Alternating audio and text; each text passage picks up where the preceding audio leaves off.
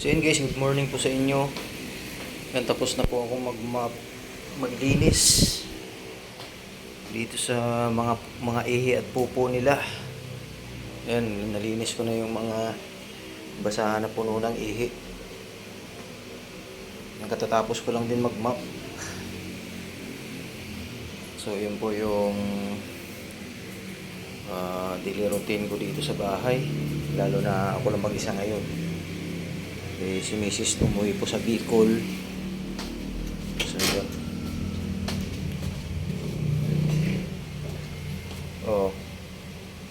Gagawin natin, ayan, mag-ready na naman ako ng pagkain nila. Yung si Katkat nandun sa lalim. 4 po ito na aso.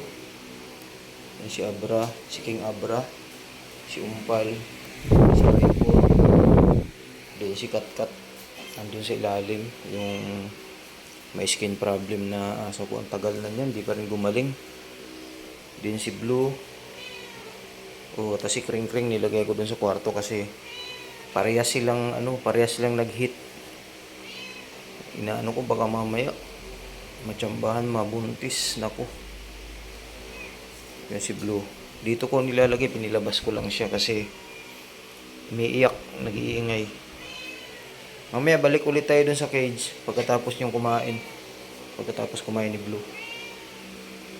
So yun guys, yun po yung update dito sa bahay.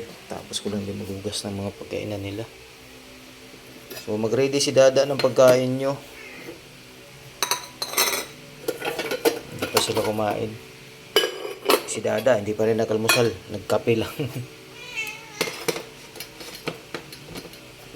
Mamaya na Blue, wala pang laman yan. Gutom na to. Yan laki na ni Blue. Takaw niyang kumain. So yun lang po.